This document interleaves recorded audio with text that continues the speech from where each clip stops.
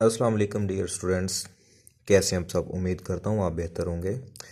मैं हूँ अरसलान मलिक और वेलकम करता हूँ आपको अपने यूट्यूब चैनल में। आज हम एफएससी प्री मेडिकल बायोलॉजी के फर्स्ट चैप्टर से फर्स्ट टॉपिक को डिस्कस करेंगे।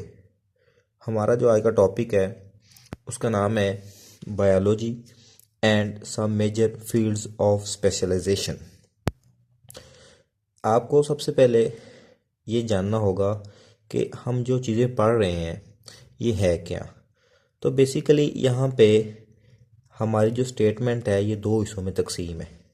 पहला हिस्सा इसमें जो है वो हमारा वर्ड जो है वो है बायोलॉजी। हम सबसे पहले इसको डिस्कस करते हैं। तो एक लैटिन वर्ड है बायोस, बायोस, और दूसरा लैटिन वर्ड है लोगोस। ये दो लातीनी ज़ुबान के अल्फाज हैं, इनके मिलने से एक लफ्ज़ बना है बायोलॉजी। बायोस का मतलब होता है लाइफ, लोगोस का मतलब होता है टू स्टडी। टू स्टडी का मतलब होगा मतालिया करना। अब लाइफ से क्या मुराद है? लाइफ से मुराद है ज़िंदगी। अब ज़िंदगी में क्या क्या चीज़ें आ सकती हैं? वो तमाम जानदार जो ज़िंदा हैं, जिनके अंदर ज़िंदगी मौजूद है, वो सब कुछ इसके अंदर शुमार होते हैं। ठीक है। और लोगोस का मतलब क्या होता है? मतालिया करना। तो इन तमाम जानदारों का यानी इस लाइफ का मतालिया करना, स्टडी करना, इसको हम क्या बोलते हैं? बायोलॉजी। अब हम चलते हैं दूसरे पार्ट की तरफ। दूसरा पार्ट कहाँ से स्टार्ट होता है? And some major fields of specialisation. यहाँ पे हम क्या डिस्कस करेंगे? सम कुछ, मेजर बड़े, फील्ड्स, फील्ड कहते हैं ऐसी वो तमाम फील्ड्स जिसके अंदर कुछ स्पेशलाइजेशन होती है। यानी कि मिसाल के तौर पे मैं कुछ छोटी सी मिसाल दे देता हूँ। हम आगे ना इसको डिस्कस भी करेंगे। जैसे एक फील्ड है जिसके अंदर जो मरीन, जो समंदर के जानवर, उनको डिस्कस किया जाता है। एक ऐसी फील्ड है जिसमें खुश्की के रहने वाले जानदारों को डिस्कस किया जाता है। इस तरह बहुत सारी फील्ड्स हैं जहाँ पे ख़ास किस्म के जानदारों को ख़ास तरीके से डिस्कस किया जाता है। ठीक है। तो क्या कहता है कि कुछ मेजर बड़ी फील्ड्स हैं जिनको स्पेशलाइज किया गया, ख़ास किया गया है, वो क्या होती हैं? इस बायोलॉजी के अंदर डिस्कस की जाती हैं और हम उनको मज़ीद डिस्कस करेंगे भी। अब आपकी बुक के मुताबिक इंशाल्लाह हम चलेंगे और काम भी करेंगे। मैं आपको यहाँ पे एक बात बताना चाहता हूँ। मेरा तकरीबन 10 साल का मिनिमम एक्सपीरियंस है इस फील्ड में। और मैं आपको एक बात बताता हूँ, अगर आपने एफएससी के अंदर बायो में मार्क्स लेने हैं मैक्सिमम 100 में 90 प्लस मार्क्स लेने हैं, तो आपको एक बात ज़हन में रखनी होगी कि आपको दो चीज़ों पे अमल करना है। नंबर 1 पे कंसेप्ट के ऊपर, ठीक है, और नंबर 2 के ऊपर आपको जो चीज़ मेमोराइज आपने करनी है, वो वर्डिंग जो है वो वर्डिंग आपकी बुक की होनी चाहिए। ये बात फिर गौर से सुन लें। नंबर 1 आपका जो कंसेप्ट वो ठीक है, और नंबर 2 पे क्या है कि आपकी जो वर्डिंग है वो बुक वाली होनी चाहिए।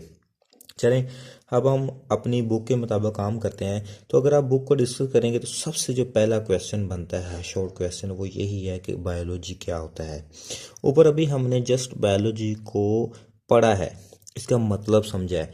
इसके मतलब का मतलब ये नहीं है कि अगर आप इसको लिख देंगे तो आपको पूरे 2 नंबर दे देगा, वो भी एफएससी लेवल पे। तो इसके लिए आपको इस तारीख को थोड़ा एलेबोरेट करना पड़ेगा, इसको थोड़ा मज़ीद वजाहत के साथ पेश करना पड़ेगा, और इसमें वर्डिंग आपने बुक वाली यूज़ करनी है कंसेप्ट के साथ। अब हम बुक की वर्डिंग के मुताबिक इस वर्ड बायोलॉजी की तारीफ करते हैं। Biology is the study of life. Biology ज़िंदगी का मतालिया है।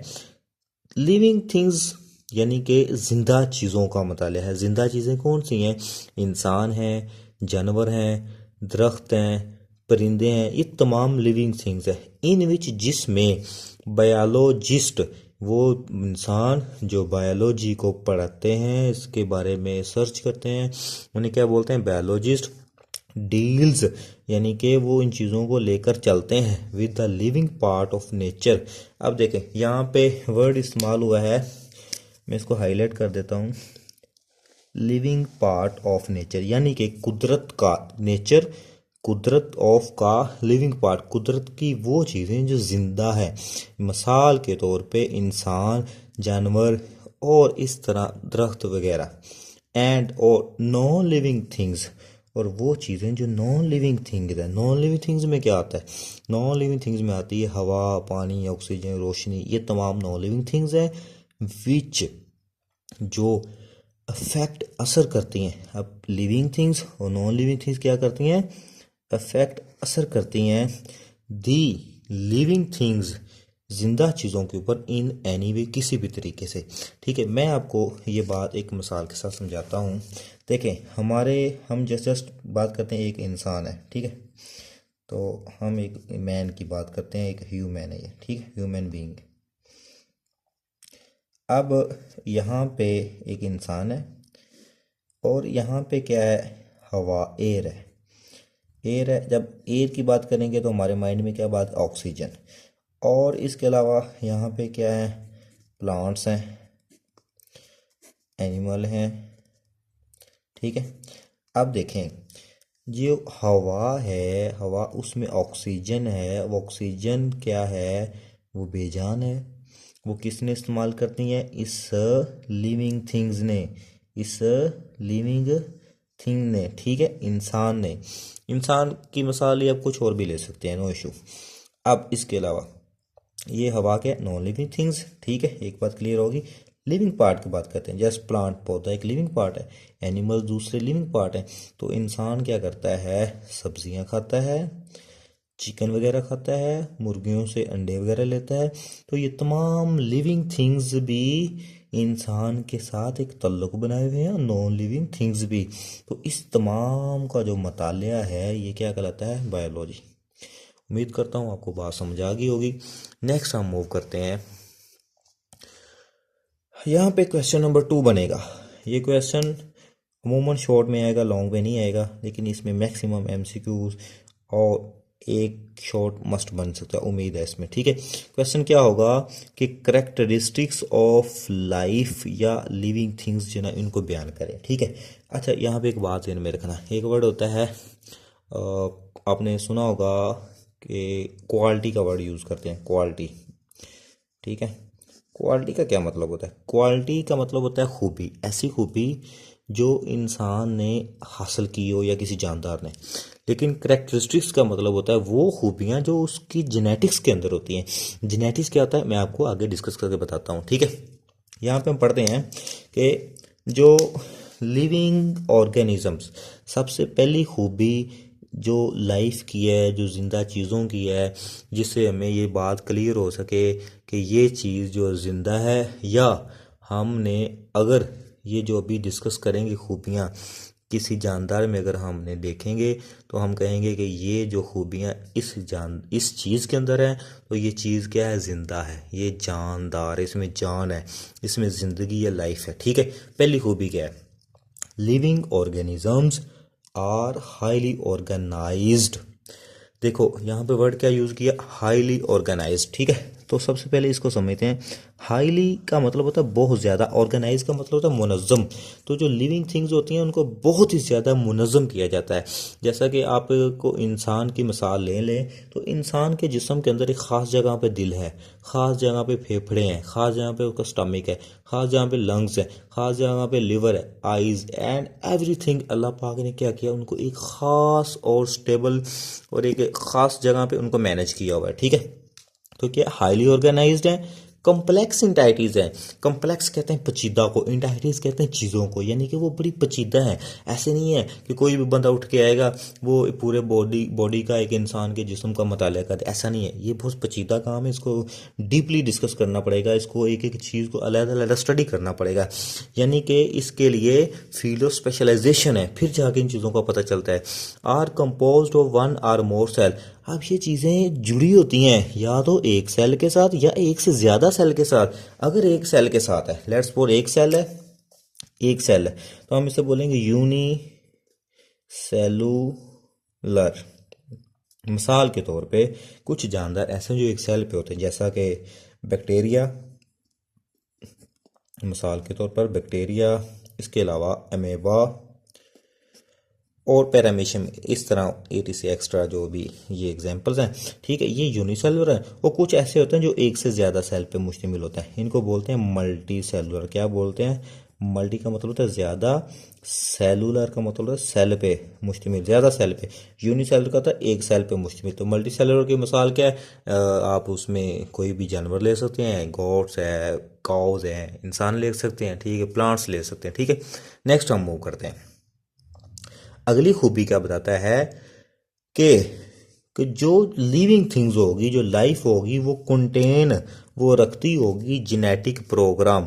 उसमें क्या होगा कि जेनेटिक प्रोग्राम होगा। जेनेटिक प्रोग्राम क्या होता है कि एक जानदार है, मिसाल के तौर पे एक इंसान है, तो जब एक इंसान के आगे बच्चे पैदा होते हैं तो देखा होगा कि बच्चों का रंग, शक्ल, कद, हाइट, वेट और ज़्यादा मतलब कि उनकी खसूसियात भी माँ बाप से मिलती जुलती हैं।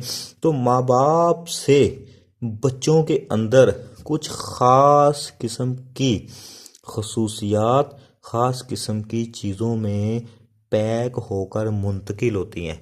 तो वो क्या कहलाती हैं? वो जेनेटिक प्रोग्राम होता है, ठीक है। इसको मज़ीद हम आगे डिस्कस करेंगे ताकि आपको मज़ीद समझ आ सके। Genetic program of their characteristics, उनकी खसूसियात का, can acquire and use energy, वो क्या करता है? उनको हासिल करते हैं और फिर वो जानदार क्या करते हैं? बॉडी में एनर्जी को भी इस्तेमाल करते हैं। अब मैं आपको मिसाल देता हूँ जेनेटिक प्रोग्राम की कि जब मेल और फीमेल का क्रॉस होता है, एग और स्पर्म मिलते हैं, ठीक। तो एक एग और एक स्पर्म होता है। एक क्या होता है? एग होता है, एक क्या होता है? स्पर्म होता है, ठीक है। अब इन दोनों के अंदर क्या होता है? न्यूक्लियस होता है, ठीक है। लेट्स सपोज हम एक की बात कर लेते हैं, किसी के दोनों में एक को ले लेते हैं। तो एक न्यूक्लियस ले लेते हैं, ये एक न्यूक्लियस होता है, बाई सेल होता है। हमने न्यूक्लियस को बाहर निकाला, ये न्यूक्लियस है, इसके अंदर ये जेनेटिक मटेरियल होता है, यानी कि धागे होते हैं। इन धागों को अगर बाहर निकाला जाए, ये वाले जो अंदर धागे हैं, इनको अगर बाहर निकाला जाए तो एक धागा ऐसे। अब ये जो एक धागा है, इसके ऊपर क्या अल्लाह पाक ने ना कुछ यहाँ पे इतने पैकेट रखे हुए हैं, इतने इतने ये पैकेट्स हैं। फर्ज करो इस एक पैकेट को हमने अलग किया, ये वाला एक पैकेट अलग हुआ, तो इसके ऊपर अल्लाह ने लिखा हुआ है कि ख़ास तरतीब से किस बंदे का जो रंग है, जो कलर है, वो गोरा होगा, वो वाइट होगा, ठीक है। फिर इस पैकेट के ऊपर लिखा हुआ है कि इस शख्स में जो कद होगा, हाइट होगी, वो लंबा होगा। तो अब देखो, ये जो छोटी छोटी खसूसियात हैं, इनको क्या बोलते हैं? करेक्टरिस्टिक्स। ये कंटेन जुड़ी हुई हैं इस धागे के ऊपर। इस जो धागे को क्या बोलते हैं? जेनेटिक मटेरियल बोलते हैं, यानी जेनेटिक प्रोग्राम के ऊपर, जो क्या करता है? आगे खसूसियात ज़ाहिर करता है, ठीक है। तो ये जानदारों की दूसरी खूबी है। नेक्स्ट हम मूव करते हैं। कहता है can carry out and control numerous chemical reaction. तो जो जानदार होगा उसके अंदर क्या होगी? कैरी आउट का मतलब होता है कि उसके अंदर सर अंजाम होंगे, उसके जिस्म में काम होंगे, और उसके जिस्म के अंदर जो काम होगा वो कंट्रोल भी होगा। क्या कंट्रोल कर रहा होगा? न्यूमेरियस, बहुत ज़्यादा। न्यूमेरियस का क्या मतलब होता है? बहुत ज़्यादा, बेशुमार केमिकल रिएक्शन। मिसाल के तौर पर मैं आपको इंसान की मिसाल देता हूँ। तो हमारे मैदे के अंदर क्या होता है? केमिकल रिएक्शन हो रहे होते हैं, जिससे क्या होता है? हमारी खुराक हजम हो रही होती है। ये कहाँ पे हो रहा है? ये कैरी आउट हो रहा है हमारे बॉडी में, और हमारा मैदा इसको कंट्रोल भी कर रहा है। इस तरह बहुत सारे और भी रिएक्शन होते हैं, ठीक है। नेक्स्ट हम मूव करते हैं कि जो लिविंग थिंग्स होगा, कैन ग्रो इन साइज, वो साइज में भी बड़े होंगे। अगर एक इंसान का बच्चा छोटा सा है, बकरी का बच्चा छोटा सा है, एक पौधा पहले छोटा सा है, ठीक है, वक्त गुजरने के साथ वो एक बड़ा दरख्त बन जाता है, ठीक है। तो इस तरह तमाम ये ग्रो करते हैं साइज में, एंड मेंटेन रखते हैं a fairly constant internal environment. Fairly कहते हैं इंसाफ वाला, कांस्टेंट कहते हैं कि एक लेवल पे रहने वाला, ये नहीं कि कभी ज़्यादा कभी कम, नहीं, बैलेंस रहेगा। मैं आपको छोटी सी मिसाल देता हूँ कि आपने एक पानी बर्तन, जो बर्तन में पानी रखा, उसको चूल्हे पे रख दिया, नीचे आपने आग जला दी। अब आग की जो रफ्तार है वो आपने यहाँ पे फिक्स कर दी है, वो आधा घंटा फिक्स रही है, तो वो कांस्टेंट है। वो क्या है? कांस्टेंट है, इंटरनल, अंदर वाला एनवायरनमेंट, माहौल। तो जो जानदार होते हैं वो साइज़ में, जो ज़िंदगी होती है वो साइज़ में ग्रो करती है, ठीक है, ग्रो इन साइज, और अपने अंदर के जो टेम्परेचर को, इन्वायरमेंट को, माहौल को भी मेंटेन रखती है। मिसाल के तौर पे अगर हम अपने बॉडी की बात करें तो हमारे बॉडी का टेम्परेचर 37 डिग्री सेंटीग्रेड पर रहता है। ये इससे ऊपर नीचे नहीं होता, इतना ही रहता है, ठीक है। चलिए, ये हमारे पास फोर्थ क्या थी, डेफिनेशन थी, फोर्थ आप कह रहे हैं पॉइंट था। नेक्स्ट हम इसको डिस्कस करते हैं।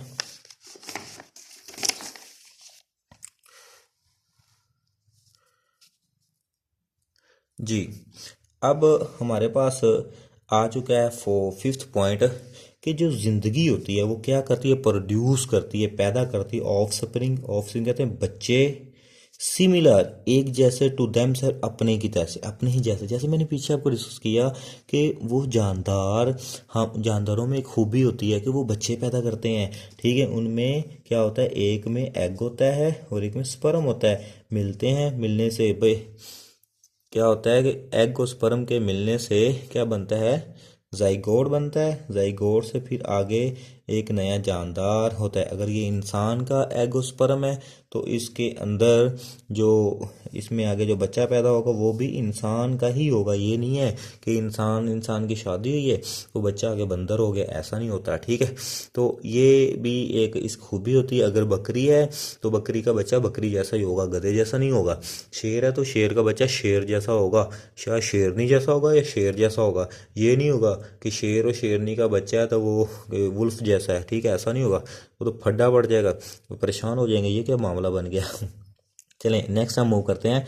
रिस्पॉन्स, जो जानदार होते हैं, जो ज़िंदगी होती है, जो जिस्म होता है, वो रिस्पॉन्स भी करता है टू चेंजेस, कोई भी तब्दीली आए इन दियर एनवायरनमेंट, अगर उनके माहौल के अंदर।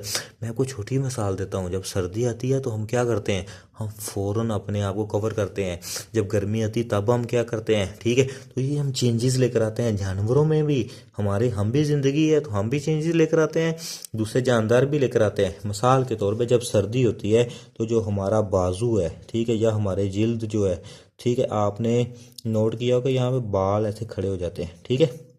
जो बाल खड़े होते हैं यहाँ पे एक बाल्स की लेयर बनती है जो हीट को एज अ इंसुलेटर काम करती है, हीट को बाहर खारिज नहीं होने देती, यहाँ से अंदर से हीट बाहर खारिज नहीं होती। तो सर्दी को, हमारे बॉडी को, टेम्परेचर को मेंटेन रखने में ये मदद देती है। तो ये क्या होता है, ये चेंज होती है। इस तरह जानवरों में बहुत सारी चेंजेस हैं। मैं आपको ये बात थोड़ा डीपली बताना चाहता हूँ कि ये जो चेंजेस होती हैं, जो माहौल के अंदर आने से हमारा जिस्म इसके खिलाफ काम करता है या किसी दूसरे जानदार का जिस्म काम करता है, तो इसकी दो टाइप्स होती हैं। या तो वो तब्दीली आएगी, वो बिहेवियर रिस्पॉन्स होगा। बिहेवियर का मतलब होता है कि वो कुछ ना कुछ अमल करते हैं। मिसाल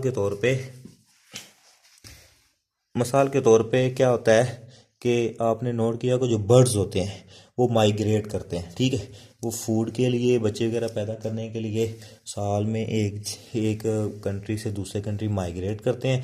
जब वो माइग्रेशन करते हैं तो फिर क्या होता है, ये बिहेवियर है उनका।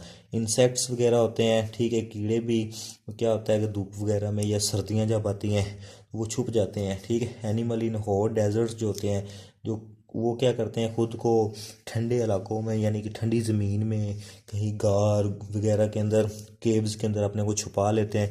इस तरह वो जो कूल डेजर्ट के अंदर, जो ठंडे डेजर्ट्स होते हैं, उनके अंदर जो एनिमल होते हैं वो क्या करते हैं, इस तरह की चट्टानें बनी होती हैं, ठीक है। जब धूप आती है तो वो खुद को यहाँ पे बैठ जाते हैं, ठीक है, ताकि वो धूप वगैरह को अपने बॉडी में एब्जॉर्ब करें और अपने बॉडी का टेम्परेचर मेंटेन करें, ठीक है। इस तरह अगर इंसान की बात करें, ठीक है, तो जब बारिश वगैरह आती है, वो इंसान जो जंगलों में रहते हैं तो उनकी कोशिश होती है कि वो हाई प्लेसेस की तरफ जाएं, ठीक है। लेट्स सपोज अगर यहाँ पे इंसान रहते हैं तो बारिश आती है तो वो ऊंची जगहों की तरफ जाते हैं, ठीक है। ये होता है बिहेवियर के लिहाज से, बिहेवियरल रिस्पॉन्सेज हैं। कुछ होते हैं फिजियोलॉजिकल मैकेनिज्म या रिस्पॉन्सेज, वो होते हैं जो बॉडी में फिजिकल तब्दीली आती है। जैसे मैंने आपको यहाँ पे एग्जांपल दी थी, हमारे हेयर्स जो होते हैं वो खड़े हो जाते हैं, या जब डॉग जो होते हैं, कुत्ता जो होता है, उसको कोई खुराक मिले ना, खाना नजर आए, तो वो क्या करता है, सैलिवेटिंग करता है, ठीक है। तो इसमें, या इसके अलावा क्या होता है कि जब डॉग्स जो होते हैं ना, वो उनके बॉडी का टेम्परेचर बढ़ता है रनिंग वगैरह करने से, वो पेंटिंग करते हैं, हाँफते हैं, जुबान बाहर निकलते हैं, स्लेवा निकलता है, तो बॉडी का टेम्परेचर कम होता है। या फिर जब फूल होते हैं, वो फ्लावर ओपन होते हैं, जहाँ पे सूरज की रोशनी होती है ना, तो मॉर्निंग के टाइम वो फ्लावर ओपन होते हैं, ठीक है। तो ये फिजियोलॉजिकल मैकेनिज्म है, ठीक है। नेक्स्ट हम मूव करते हैं। यहाँ पे हमारे पास कुछ बहुत इंपॉर्टेंट डेफिनेशन है। नंबर 1 पे क्या, इकोलॉजी। लफ्ज़ जो इको है, इको इको का मतलब होता है इन्वायरमेंट। इको का क्या क्या मतलब होगा, इन्वायरमेंट यानी माहौल। इन्वायरमेंट का क्या मतलब होगा, माहौल। लॉजी का मतलब क्या होगा, टू स्टडी। तो दोनों का मतलब क्या हो गया, टू स्टडी द एनवायरनमेंट यानी माहौल का मुताला करना। तो इसकी डेफिनेशन बनेगी the study of the relationship, जो तल्लुक है उसका मुताला। कैसा तल्लुक, बिटवीन। यहाँ पे मैंने ना शॉर्ट वर्ड में बिटवीन लिखा, लेकिन पेपर में आपने इस तरह नहीं लिखना, ये गलत होगा। आपने इसको पूरी वर्डिंग में लिखना है इस तरह, ठीक है। बिटवीन लिविंग ऑर्गेनिज्म यानी जिंदा चीज़ों के दरमियान, इंक्लूडिंग ह्यूमन्स जैसा कि इंसान है, एंड देयर फिजिकल एनवायरनमेंट, उनका जो फिजिकल एनवायरनमेंट है, हम इंसान हैं, हमारे इर्द गिर्द के हवा पानी है और भी बहुत सारी चीज़ें, ज़मीन है, रोशनी है, तो वो सब फिजिकल एनवायरनमेंट है हमारा। उसके साथ जो तल्लुक होगा उसका मतलब करना इकोलॉजी कहलाता है, ठीक है। नेक्स्ट हम मूव करते हैं एम्ब्रियोलॉजी। एम्ब्रियो और लॉजी। एम्ब्रियो का मतलब होता है, एम्ब्रियो का मतलब होता है एक छोटा जानदार, एक लिटिल लाइफ कह लें आप, लिटिल लाइफ, ठीक है, एक छोटा जानदार, ठीक है। तो जैसा मैं आपको छोटी सी एक मिसाल देता हूँ, आपने पीनट खाया होगा, ठीक है। जब आप उसको देखते हैं तो यहाँ पे ना बिल्कुल यहाँ पे छोटा सा एक पत्ता होता है, ठीक है, ये कहलाता है एम्ब्रियो। अब जब इसको उगाया जाता है, इसका बीज बोया जाता है, तो यहाँ से ही ना क्या होता है, एक आगे मज़ीद पता नहीं पौधा बन जाता है ऐसे, ठीक है। तो इस एक छोटे से जानदार से एक मुकम्मल लाइफ बन गई, एक मुकम्मल पौधा बन गया ये, ठीक है। हम इसको ऐसे डिस्कस कर लेते हैं, लेट्स सपोज जो, तो ये एक मुकम्मल पौधा बन गया। अब यहाँ से लेकर यहाँ तक का जो सफ़र है कि ये कैसे कैसे काम हुआ, क्या क्या तब्दीलियाँ आई, क्या क्या इसमें है, तो इसका जो मताला करना ये कहलाता है एम्ब्रियोलॉजी, यानी कि study of embryo, study of little life, ठीक है। मैं उम्मीद करता हूँ आपको ये बात समझ आ गई होगी। नेक्स्ट होता है फिजियोलॉजी। फिजियोलॉजी लफ्ज़ फिजिकल से, फिजिकल कहते हैं बॉडी पार्ट्स, जैसा कि लॉजी मताला करना यानी कि फिजिकल पार्ट्स का मताला करना, ठीक है। फिजिकल पार्ट्स में क्या आता है, हम एक बॉडी इंसान की बात कर लेते हैं, ठीक है। हमारा हार्ट है, ठीक है, हमारी आईज़ है, हमारा नोज़ है, हमारे अंदर बहुत सारे ऑर्गन्स हैं, ये हमारे फिजिकल पार्ट हैं। इनका मताला करना कि हार्ट किस चीज़ से बना हुआ है, हार्ट कैसे काम करता है, ये मतलब कि इसका साइज़ कितना है, आइज़ का साइज़ कितना है, इसकी लोकेशन कहाँ पे है, ये किस तरह काम करती है, किन चीज़ों से मिलकर बनी है, हमारा नोज़ क्या है, इसका फंक्शन क्या है, तो ये तमाम क्या कहलाती हैं, ये तमाम फिजियोलॉजी के अंदर आता है, ठीक है। नेक्स्ट हम मूव करते हैं।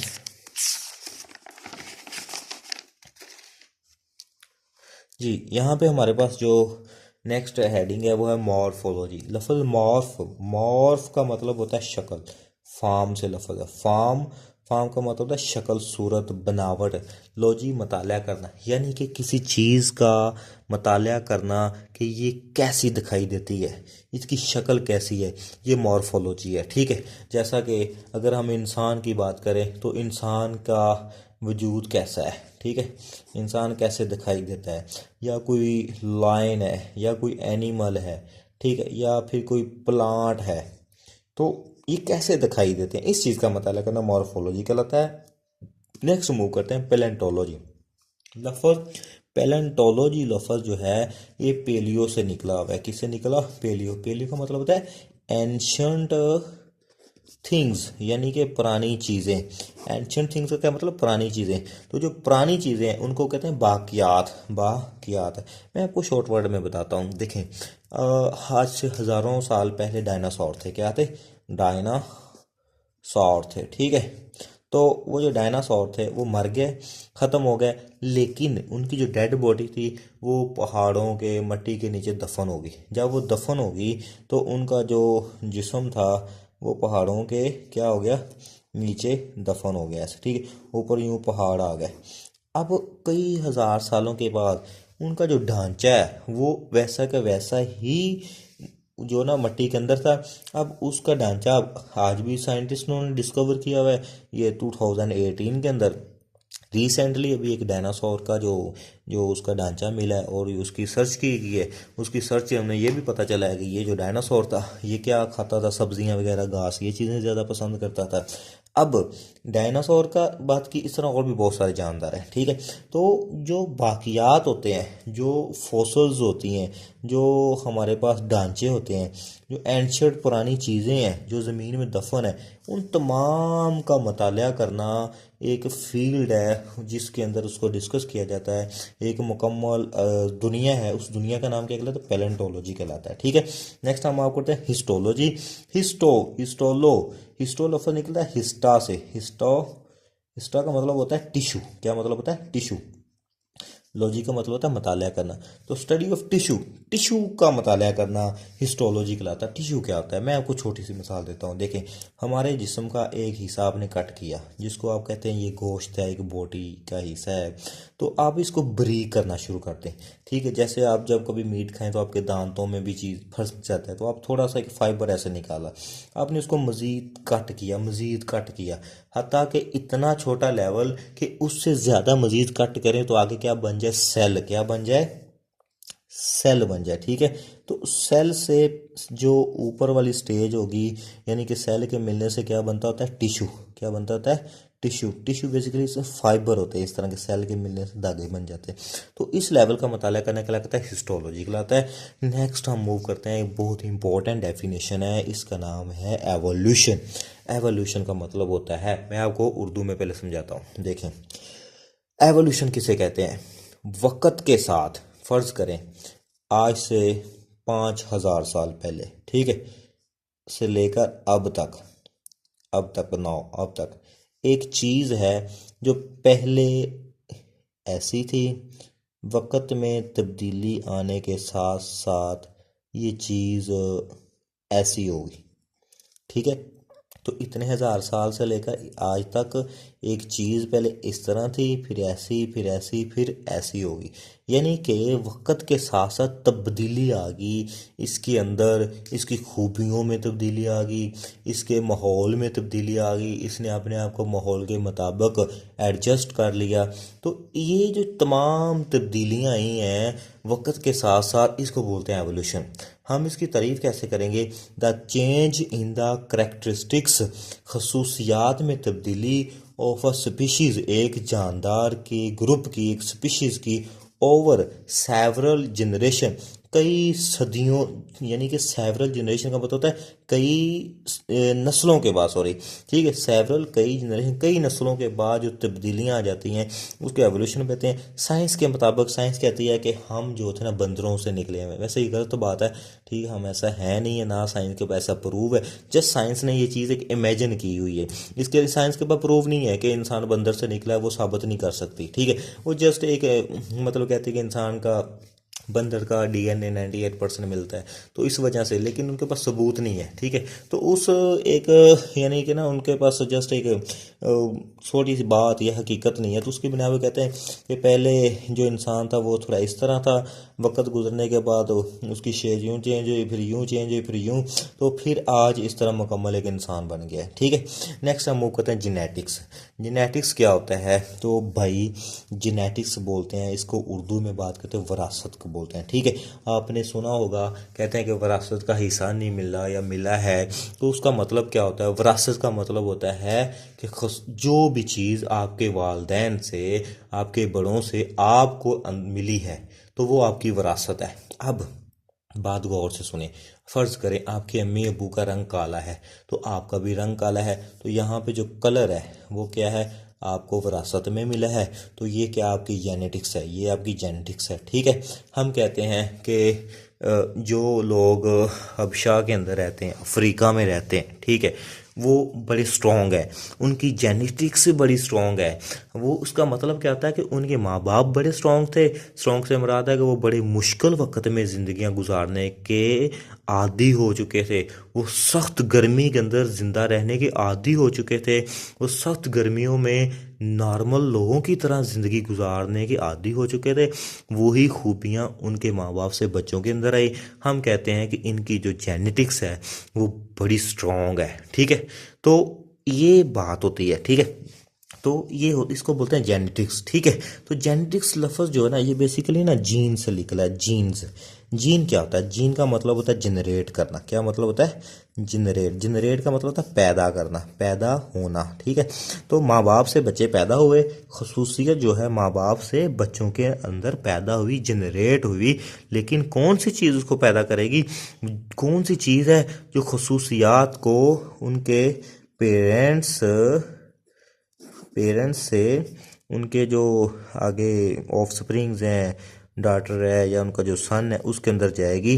तो वो चीज़ जो जनरेट करेगी चीज़ खसूसियात को, उस चीज़ का नाम होता है जीन्स। उसका नाम क्या होता है? जीन, ठीक है। अगर जमा की बात ज़्यादा हो तो जीन्स, ठीक है। मैं आपको पीछे भी पढ़ा चुका हूँ कि एक सेल होता है, उसमें एक न्यूक्लियस होता है। न्यूक्लियस के अंदर क्या होता है? इस तरह कुछ धागे पड़े होते हैं। इस धागे का नाम होता है विरासती मवाद, ठीक है, यानी कि जेनेटिक मटेरियल। हमने इस धागे को बाहर निकाला, ठीक है, इसको एक हिस्सा ऐसे अलग किया। अब इस हिस्से के ऊपर इस तरह ख़ास पैकेट मौजूद होते हैं। इस एक पैकेट को हमने यूँ निकाला, इसके अंदर एक ख़ास खूबी होती है। तो वो जो ख़ास खूबी है वो एक करेक्टरिस्टिक है, ठीक है। अब इस एक छोटे पैकेट को जीन का नाम देते हैं, ठीक है। नेक्स्ट हम मूव करते हैं जू जियोग्राफी। देखिए, जू का मतलब होता है एनिमल। जैसे कहते हैं ना, हम चिड़ियाघर जा रहे हैं तो हम जू में जा रहे हैं, ठीक है। जू का मतलब क्या है? एनिमल्स, ठीक है। तो ज़ाहिर बात है वहाँ पे एनिमल्स होंगे। जियो का मतलब होता है ज़मीन, यानी कि अर्थ। ग्राफी का मतलब होता है ग्राफ ड्रा करना, कि ज़मीन के ऊपर कहाँ कहाँ पर जानवर हैं। ज़मीन के ऊपर कहाँ कहाँ पर जानवर हैं, तो इस चीज़ का मतलब है ना जू जियोग्राफी कहलाता है। मिसाल के तौर पर ये एक ज़मीन है, यहाँ पे इंडिया है, और लेट्स सपोज यहाँ पे ये चाइना है, ठीक है, और ये सारा इंडिया है, ठीक है। अब बात सुने गौर से। इंडिया के अंदर पाया जाता है बंगाल टाइगर। क्या पाया जाता है? बंगाल, बंगाल टाइगर, ठीक है। तो ये कहाँ पे जाता है? इंडिया में ही पाया जाता है बस। यहाँ एक जानवर पांडा, ठीक है, वो कहाँ पाया जाता है? चाइना के अंदर पाया जाता है। तो इन चीज़ों का मुताला करना कि ये जानवर कहाँ कहाँ पाए जाते हैं ज़मीन के ऊपर, तो इसको कहते हैं जू जियोग्राफी, ठीक है। नेक्स्ट हम मूव करते हैं, हमारा लास्ट एक छोटा सा टॉपिक रह चुका है, हम उसको डिस्कस करते हैं।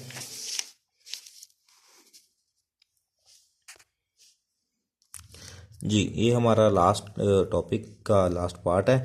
तो कहता है कि हमने ऊपर जितनी भी ब्रांचेस पढ़ रही हैं, these are branches of biology, ये तमाम बायोलॉजी की शाखें जो हमने अभी डिस्कस की हैं, which deal with environment, environmental relationship.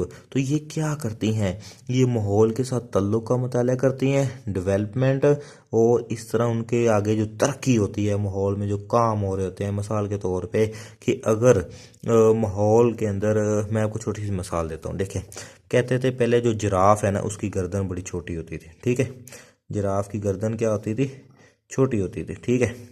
तो वक्त गुजरने के साथ साथ जिराफ क्या हुआ, ज़मीन के ऊपर जो घास वगैरह थी ना, वो कम पड़ गई। जिराफ को खाना था, ज़मीन पे घास नहीं थी। इसने कोशिश किया कि दरख्तों के ऊपर जो टहनियाँ होती उनको खाने की कोशिश की। तो ये कोशिश करता रहा।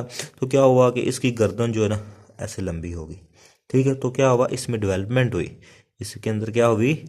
इसके अंदर डेवलपमेंट हुई। तो ये जो डेवलपमेंट हुई है, ये पीछे हमने जो भी डेफिनेशन पढ़ी है, वो यही बात बता रहा है कि एनवायरमेंटल रिलेशनशिप, इसका माहौल से जो रिलेशन था, ठीक है। पहले दरख्त यहाँ पे था, ठीक है, तो उसकी ये पत्तियाँ नहीं खा सकता। गर्दन जब बड़ी होगी तो अब ये दरख्त की पत्तियों तक आसानी से पहुँच जाता है, ठीक है। तो ये क्या होता है, इसका दरख्त के साथ एनवायरमेंटल रिलेशन है, डेवलपमेंट हो चुकी है। इसका फंक्शंस क्या होता है कि अब ये इसको खाएगा, स्ट्रक्चर क्या हुआ कि इसका स्ट्रक्चर बढ़ गया, फार्म इसकी शक्ल इस तरह होगी, एंड इंटरनल ग्रोथ स्ट्रक्चर, और क्या हुआ इसके अंदर अंदरूनी स्ट्रक्चर में भी तब्दीली आई। फिर इन चीज़ों के फॉसिल्स का मताला करना, यानी कि जैसे डायनासोर हैं तो वो मर चुके हैं, नापायद हो चुके हैं, तो उनके जो बाकियात हैं उनको फॉसिल बोलते हैं, अभी हमने डिस्कस किया।